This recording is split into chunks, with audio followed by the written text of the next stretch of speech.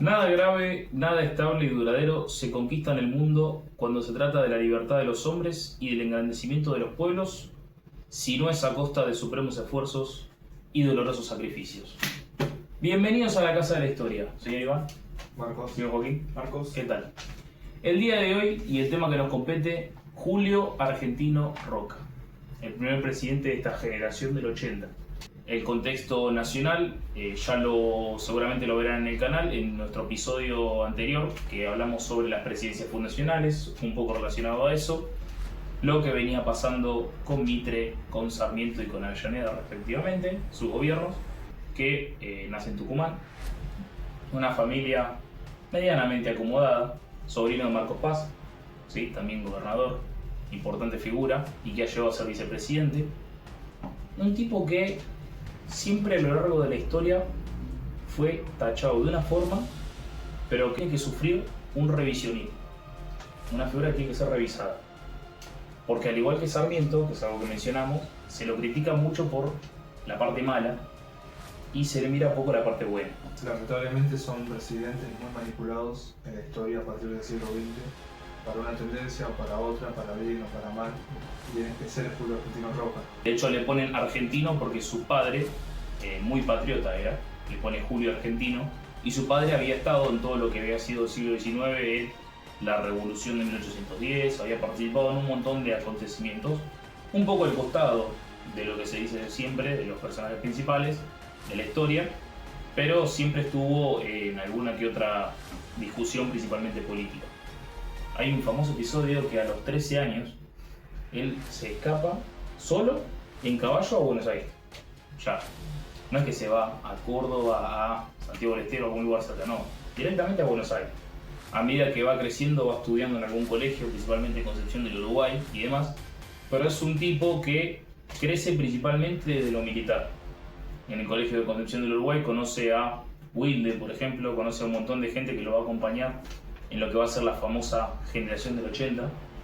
Y además va a ir creciendo poco a poco, escalando todos los rangos militares hasta llegar a ser general de la nación y hasta llegar a ser ministro de guerra, últimamente presidente en 1880. Especialmente la vida política, pero también militar de Julio Argentino Roca. No era fácil unirse de Tucumán a Capital. Dando la finalización a esta introducción de Julio Argentino Roca, yo te pregunto, Marcos, ¿cómo empieza Julio Argentino a ascender en la vida política de nuestra nación? Principalmente se basa en una carrera militar, ¿sí? Él crece desde lo militar y toda la popularidad que tiene y todo lo que logra es en base a sus logros, a la redundancia, el lado militar. Cepeda, en 1859. De hecho, él va a formar parte del bando que pierde, y en Pavón respectivamente también. Es un tipo que, si uno analiza la parte de presidencias fundacionales y demás, siempre lo mandan a repeler una revolución o a apaciguar cierto levantamiento, cierta revolución que surja en el momento. Ganó todas las batallas excepto esta que les mencioné en el debut. Después ganó todo. Es un tipo que militarmente era muy acertado, muy correcto y que ha tenido las tácticas para lograrlo. ¿Y hay algún conocimiento o participación en la guerra de la Triple Alianza? Sí. En la guerra de la Triple Alianza, que como bien mencionamos que fue durante el gobierno de Sarmiento, él, su padre, sus hermanos y sus primos participan todos de la guerra de la Triple Alianza para el bando argentino. Y los únicos que sobreviven son él y su hermano. Es uno de los triunfos que lo asciende en la carrera política principalmente. A partir de ahí ya el camino lo tiene prácticamente resuelto, sienta las bases de donde va a aparecer él, que es en la conquista del desierto. Bien. Bueno, ya que estábamos diciendo al principio de que su figura está siendo denostada en los últimos años, la justificación fue por esto mismo, la conquista del desierto, que algunos ya lo definen como que se trató de un genocidio lo ocurrido ahí. Por ende, la figura de Roca fue rotulada de esa forma, ignorando todo lo más que hizo la Argentina, sino como que su único acto en la historia de nuestro país fue cometer un genocidio contra los pueblos indígenas. Sí, los enfrentamientos que hubo inevitablemente produjo bajas de ambos lados y que muchos murieron por enfermedades. Se habla de genocidio. Bueno, en realidad digamos que no existía el genocidio todavía en esa época, por lo menos no entendido de la misma forma que nosotros. No es lo mismo un genocidio, como podía ser por ejemplo un genocidio armenio o genocidio durante el Holocausto, que un genocidio contra un grupo específico de personas. Estuvo planificado. No tenía esa concepción de contra el indígena por una etnia racial, sino que el contexto histórico, que es muy bien lo que vos estás mencionando, era muy diferente en la Argentina. Ya autores lo definen a Julio Argentino Roca como un presidente que puso la soberanía, o uno de los tantos, que puso la soberanía por encima de todo. José Luis Romero, en una de sus obras, dice que Julio Argentino Roca es sinónimo de paz y administración. Un atentado contra estos nativos, no por el hecho de hacer un genocidio o querer eliminarlos, por el hecho de que sí, sino que según el gobierno de él, el motivo era otro. Otro era el anhelo de, por lo menos, llevar a los nativos, a los indígenas, más hacia el sur. Es algo muy importante a destacar lo que nosotros entendemos como la conquista del desierto. Se entiende desierto por lo que geográficamente se conoce como hoy la Patagonia Argentina, el litoral de la Patagonia Argentina, que no es que estaba deshabitada, aunque prácticamente sí estaba deshabitada, si hoy hay un montón de lugares que están deshabitados, en esa época muchísimo más, pero en realidad fue una campaña no necesaria para el territorio, sino también necesaria para las ambiciones que hay del lado externo. Recordemos que nuestro vecino, que era Chile, estaba también en un acontecimiento bélico como la Guerra del Pacífico y la soberanía sobre esos territorios del sur. Entonces era una cuestión prácticamente necesaria empezar a expandirse e inevitable. Sí. De hecho, en ese momento el ministro, que era Alsina, tenía un plan que se lo conoce como el plan de la Franja de Alsina, que era ir avanzando de a poco, fundando pueblos y creando una zanja para que los nativos no puedan pasar. Sí, que no funcionó, porque así todos la salteaban, la esquivaban. Que no funcionaba por una cuestión de infraestructura. No había los hombres necesarios para hacerlo. Roca le presenta el plan a Nicolás Avellaneda, el último presidente de las presidencias fundacionales, y Nicolás Avellaneda se lo prueba. Y él comienza la conquista del desierto con 6.000 hombres y 800 nativos, más o menos, que eran pueblos enemigos de los que estaban en el sur. Eso sí. Que tampoco se dice, como si nada más el ejército argentino aniquiló a todas las tribus que estaban ahí de los indígenas. De hecho, no se querían entre ellos. Los tehuelches se unieron al ejército argentino a pelear contra los mapuches, que eso no se cuenta. Ellos tenían más cercanía con nosotros que los mapuches. Es que ya había cierta convivencia. Claro. El problema es que, bueno, se sufrían malones, un montón de ataques en el cual gente inocente moría. Los últimos 10, 15 años presentaron a Roca como un genocida atacando a un grupo indefenso, omitiendo toda esta parte. Está bien que bueno, fue muy ideologizado el asunto. Hay un dato muy interesante respecto de esto que vos estás diciendo, es que también el mapuche tenía cierto contacto con el imperio, que era el imperio británico. Ese es otro temor que seguro tenía Julio Argentino Roca al respecto de nuestro territorio. Tener un país limítrofe como Chile, que además de estar peleando en el norte contra la Guerra del Pacífico, también quería los territorios que hoy se conocen como la Nación Argentina.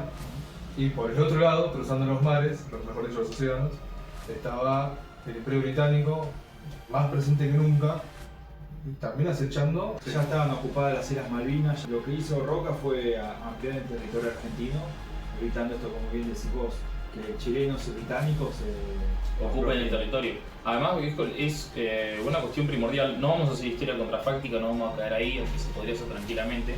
El tema es que sin Julio Argentino Roca, la ciudad más austral, más al sur que tuviéramos nosotros sería Buenos Aires. Sí, o Bahía Blanca. Sí, alguna que otra que esté ahí fundada, medio aislada del resto. Sí. Además, no nos olvidemos que así como el sur también estaba ocupado por el indígena, hay una región importante en el bosque chaqueño también que estaba siendo ocupada también por el territorio indígena, digamos.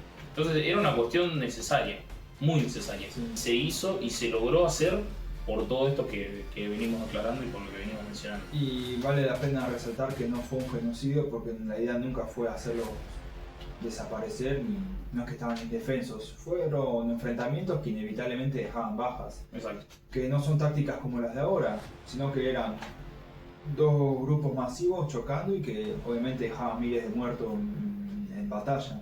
Participaron otros indígenas, contra indígenas. Hay algo que tenemos que mencionar también, que lo mencionamos en videos anteriores, si lo quieren lo pueden ir a ver. El tema del lo que se considera o no persona en este darwinismo social que existe. El Estado de ese momento no comprende al nativo como una persona civilizada, como directamente una persona, ¿sí? Entonces no entra en el Estado, en la ambición que tiene el Estado. No, buscan Sí. otro tipo de gente, otro tipo de habitante. Exacto.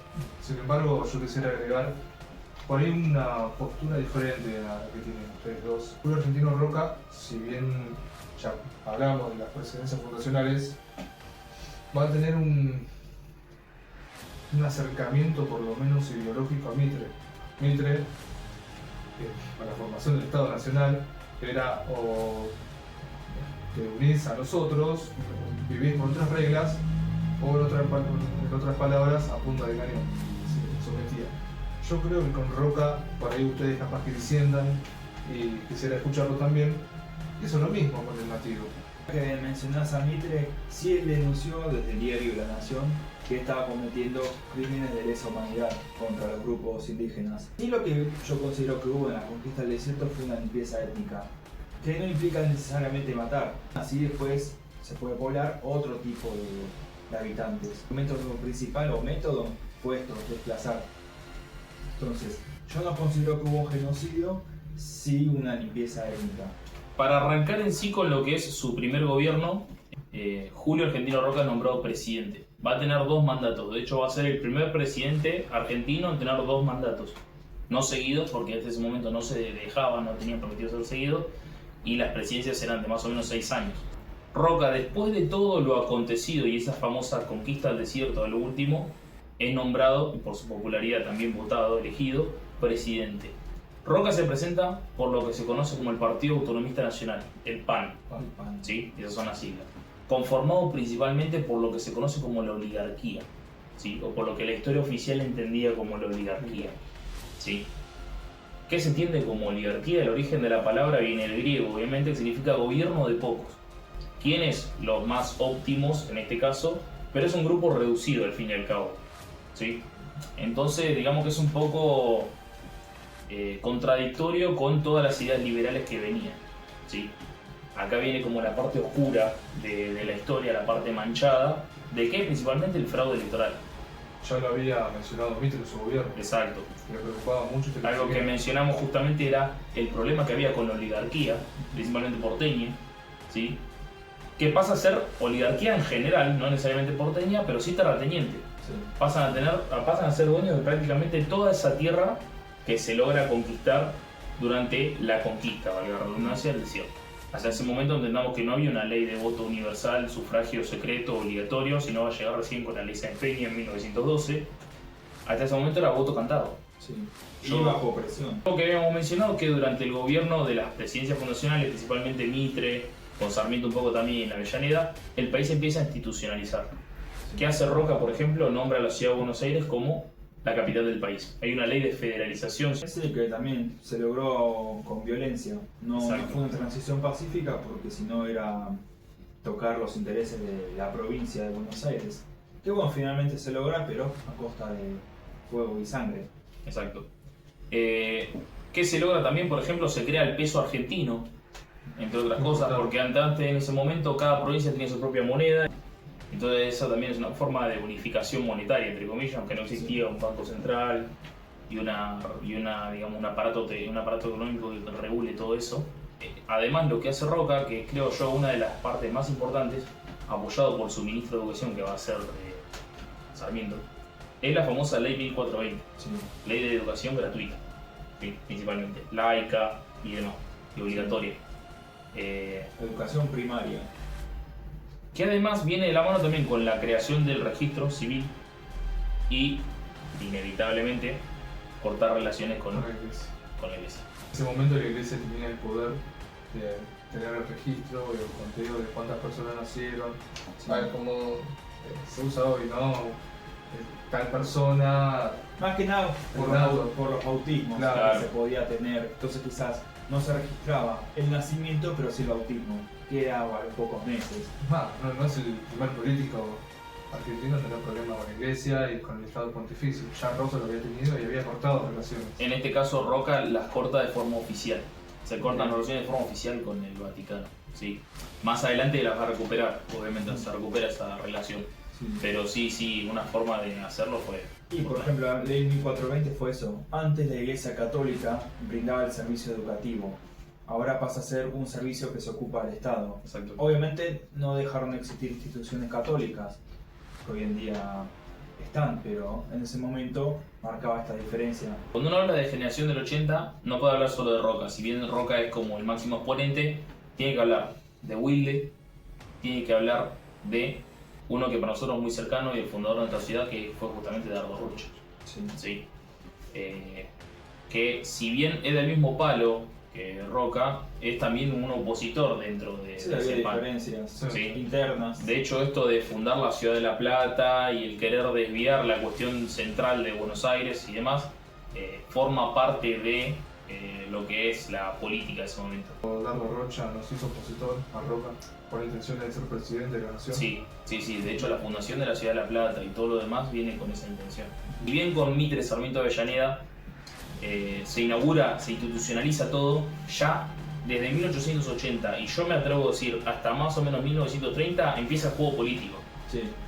Empiezan las castas políticas, Sí, empieza la rosca, Sí. empiezo de un palo y no me conviene, me paso al otro partido y así sucesivamente. Aparece la Unión Cívica, algo que habíamos mencionado con Mitre, con la Unión Cívica de la Juventud, que después aparece la Unión Cívica Radical y Nacional.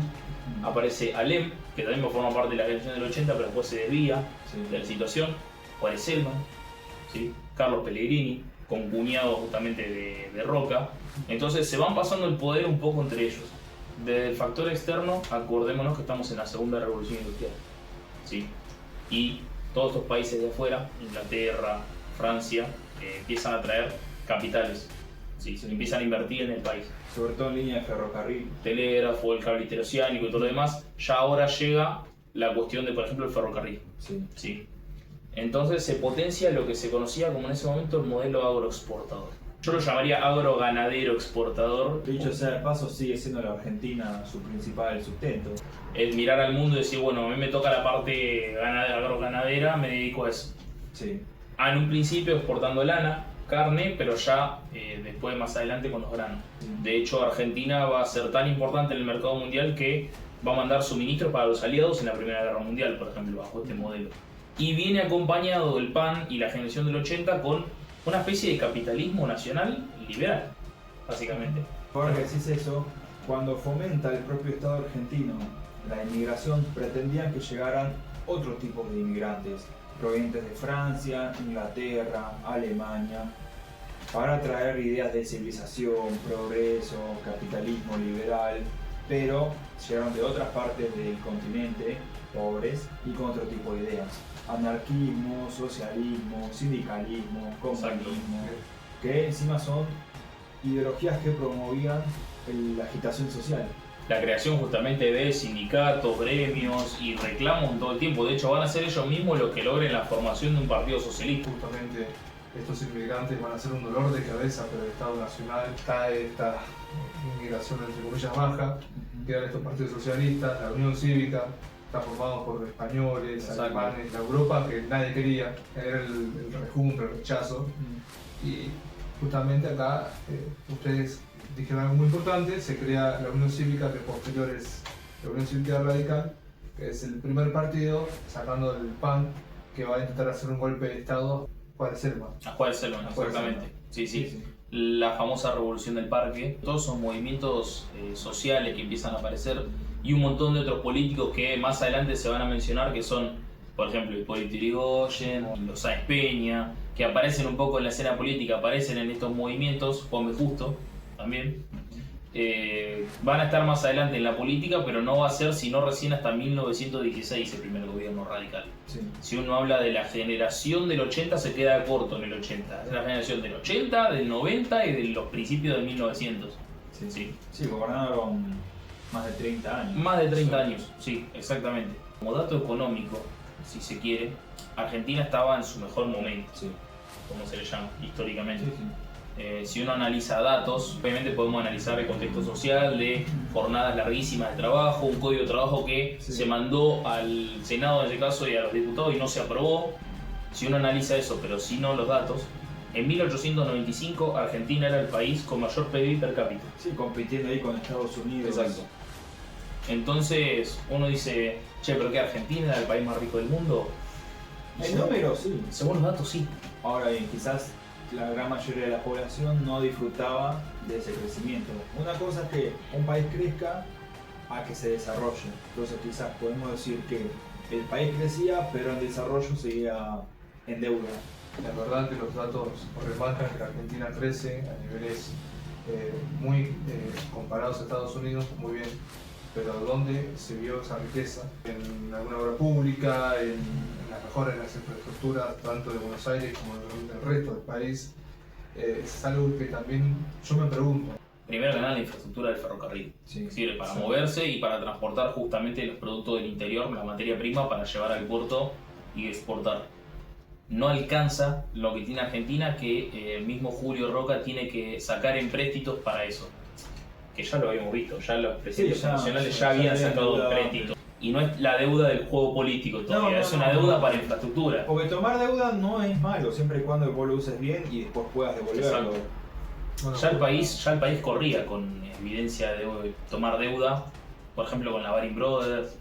Roca fue muy criticado también por justamente lo que vos estás diciendo, de que fue un gobierno, no recuerdo si el primero o el segundo de Roca, que se endeudó muchísimo, generó mucha inflación y bueno, entre comillas, esta deuda estaba justificada. Como la deuda está justificada por la infraestructura. Roca es un presidente que va a sufrir 2 atentados mientras él es presidente.